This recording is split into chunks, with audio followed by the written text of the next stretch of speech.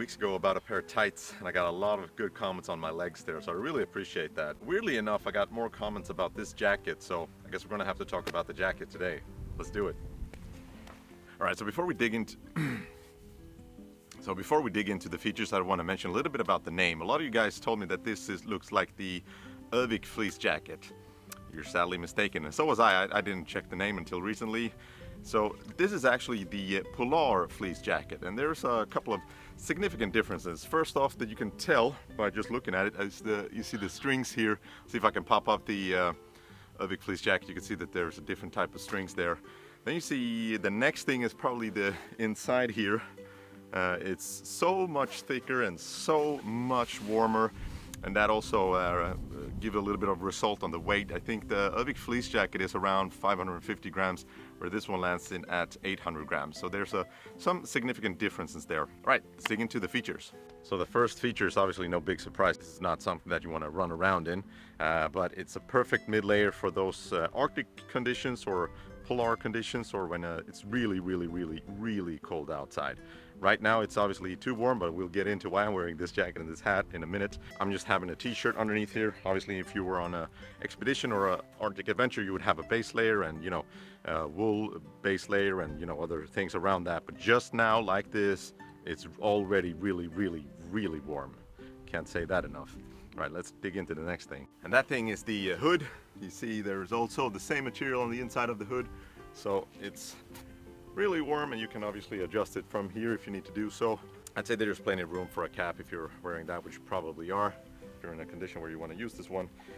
Next up, you have the zippers. So there's the main zipper up here on top, and then you have the second zipper at the bottom there if you want to open it from the bottom up, so to say, which you might want to do at times if you have things inside or beneath this layer here, or if you're going to the toilet or whatever. That's a really good thing.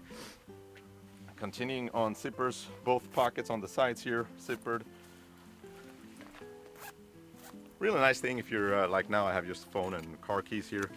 Want to make sure that you don't lose them. And yeah, just keep important things there. And obviously you will be wearing separate layers above this if you're in the real conditions where you want to use this jacket. And then it could be nice just to have a secure pocket for you there. Next thing you have here on the sides, hope you can tell there, draw cords or adjustment cords, so you can tighten it around the waist so you don't let any excess heat out, which is of course also really important if you're in that really cold environment. And then we have the cuffs, where you can see that there's a little bit of a reinforcement around there as well. Plenty of room if you want to get your gloves and other things underneath here. And then as you can tell on the underarm up to the elbow there, you also have a reinforcement. What the back looks like. Nothing super duper special there, it's just a back. And then if we open it up, you can tell pretty much what it's made of. You see the pockets, and then you see the warm fleece material there.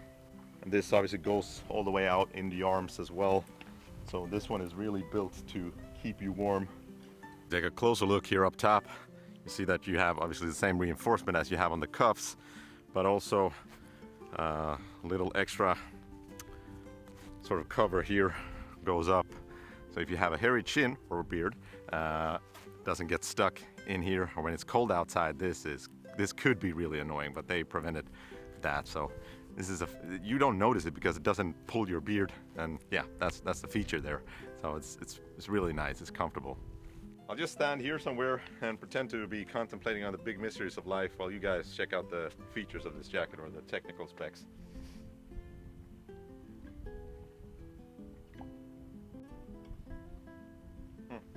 Guess the chicken came first.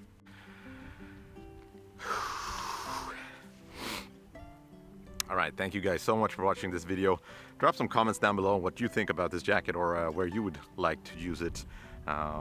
And if you, I think this one will be, I couldn't find it anywhere online where, like really to buy it in a good size. I don't know where it's going, or if they're bringing it back, or if it's on a break, or I don't know.